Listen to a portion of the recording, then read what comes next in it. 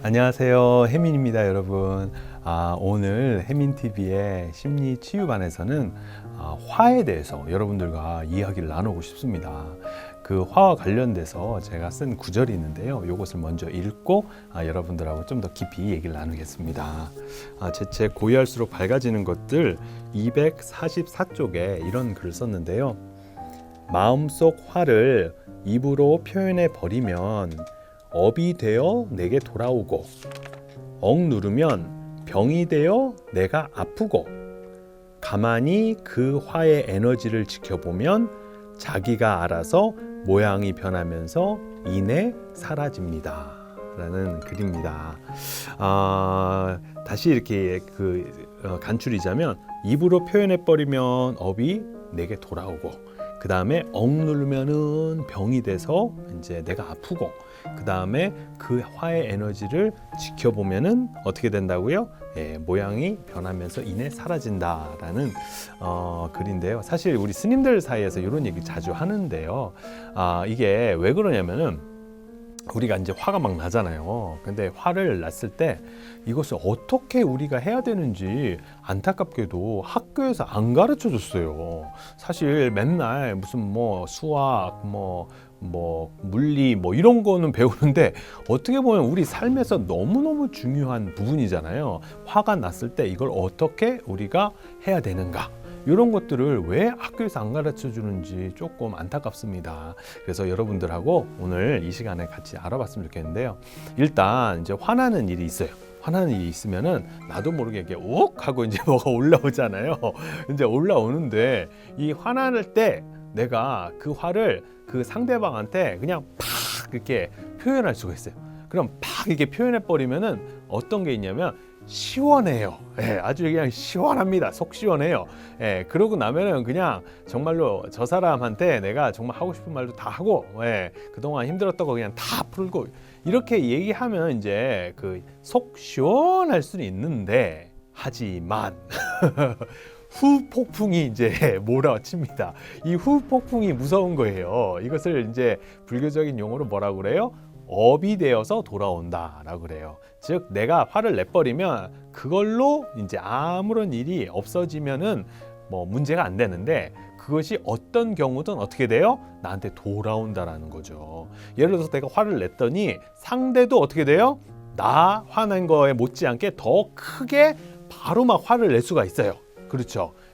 예를 들어서 이제 부부지간에 보면은 이렇게 막 싸움을 할 때 보면은 막 남편이 막 화를 내면 아내도 같이 화를 내면서 이게 싸움으로 번지면서 더 크게 막 이런 화가 일어나기도 하고 그러잖아요. 내가 화를 냈는데 뭐죠? 이렇게 그 나한테 직접 이렇게 화를 내지 않는 그러한 성격이거나 아니면은 내 부하 직원이라서 내 앞에서 어떻게 그냥 그 바로 거기다 면전에 대고 나한테 이렇게 화를 이렇게 또 못 내는 그런 경우가 있어요. 이럴 때는 이 사람이 어떤 식으로 해도 나한테 당한 것이 있기 때문에 그것을 그냥 지나치는 게 아니라 어떤 식으로 해도 이걸 돌려주려고 이렇게 합니다.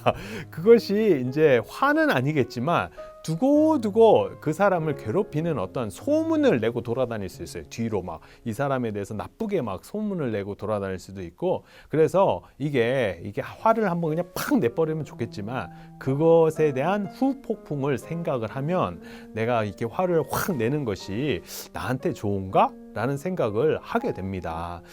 오히려 그 상황이 훨씬 더 나빠지고 해결할 수 없는 지경으로 그냥 가버려서 정말로 후에 막심인 그런 경우가 생깁니다. 그런데 이제 두 번째 그 방법이 있어요. 그게 뭐냐면은 첫 번째는 그 화가 났을 때 화를 이렇게 내버리는 거고, 두 번째는 그 화를 억누르는 거예요. 그래서 화가 나도 그냥 참을 인자 세시면 좋다 해서 화를 자꾸 이렇게 억눌러요. 속으로 막 억눌러. 그런데 이제 문제는 뭐냐면 이 화가 이렇게 억눌러 버리면은 어떻게 됩니까? 이게 어떻게 돼요? 화병으로 이제 그 전환이 돼버려요. 그래서 이 화가 결국에는 이제 병을 만들어요. 내가 자꾸 억누르면은. 특히 이제 깜짝 놀랐던 것 중에 하나가 뭐냐면은 우리 사람들의 우울증도 알고 보면은 이러한 분노, 화가 이제 우울증을 초래한다고 합니다. 우울하다. 그런데 어떻게 그게 분노가, 화가 있을까 이렇게 생각할 수 있는데요. 예를 들어서 나를 되게 힘들게 하는 사람이 있으면 그 사람한테 내가 제대로 표현을 하면은 그나마 그게 우울증으로 안 갈 수도 있는데, 이제 문제는 그것을 표현하지 않는 사람들 같은 경우에는 어떤 느낌이 드냐면은 바로 이 멍충아, 너는 어떻게 된 게, 네 그 속 얘기도 제대로 못하냐, 바보 멍충하면서 자기를 친다라는 거예요. 그 화가. 그래서 자기를 스스로를 이렇게 밖으로는 못 나가기 때문에 자기를 딱 쳐버리면 어떻게 되는 거예요? 이게 몸의 병으로 온다라는 거예요. 그래서 마음의 병인 우울증으로 올 수도 있고, 아니면 몸의 병으로도 올 수가 있다. 세 번째, 이 방식을 쓰는 것이 사실은 가장 권장하는 그런 방식이에요. 그게 뭐냐면은 그 화가 이렇게 우욱하고 올라오잖아요. 그럼 그 우욱하고 올라오는 화를 누르지도 말고, 그렇다고 해서 그 상대한테 발산하지도 말고, 어떻게 하냐면 그 화에 따라오는 그 에너지, 그 화에 따라오는 그 우욱하고 올라오는 그 에너지를 어떻게 해요? 바라보세요. 바라보면 아주 신비한 일이 벌어집니다. 그게 뭐냐면 그 에너지가 우욱하고 올라오는 것을 내가 어떻게 하려고 하지 않고 그냥 바라만 봐도, 이 바라보는 시간이 이렇게 길지 않아도 돼요. 한 1분 정도? 요것만 이렇게 살짝만 바라봐도 이제 어떤 일이 벌어지냐면, 요 에너지가 막 이렇게 일어나는 것이 아니라 바라보는 순간 어떻게 돼요? 이게 이렇게 푹 꺼지면서 고요해지기 시작합니다. 그러면서 이제 어떤 일이 벌어지면 그 에너지가 어느 순간에 어떻게 돼요? 변화하는 것이 내 눈앞에서 보여져요.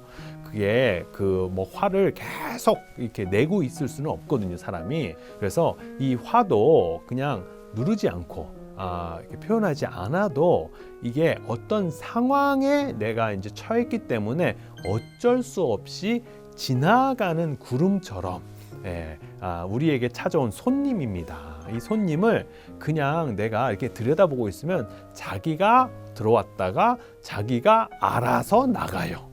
근데 이제 문제는 뭐냐면 그 사람이 들어왔는데 그 사람을 우리가 첫 번째처럼 막 치거나 밀거나 싸우거나 그러면 어떻게 돼요? 이 사람도 우리를 계속해서 치면서 우리 집에 더 오래 머물게 된다는 거예요.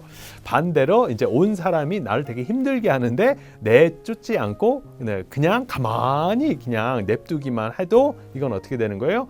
두고두고 내가 힘들어지는 거고. 그래서 세 번째처럼 그 사람이 왔을 때 어떻게 해요? 그 손님을 가만히 지켜보면 자기가 어느 순간에 나간다는 거예요. 그게 이제 그 심리학자들에 따르면은 우리 마음에 일어나는 어떠한 감정도 1분 30초, 즉 90초 이상 머물지 않는다고 그래요. 그냥 90초만 내가 가만히 지켜보고 있으면 뭐 분노든 뭐 미움이든 어떤 부정적인 감정이든 뭐 좋은 감정도 사실은 알고 보면 이 90초를 넘지 않는다고 그래요. 그래서 여러분들이 자기도 모르게 자꾸 생각을 일으켜서 이 사람 그 감정을 증폭시키지만 않는다면 여러분들은 그 감정의 고리로부터 벗어나올 수가 있습니다.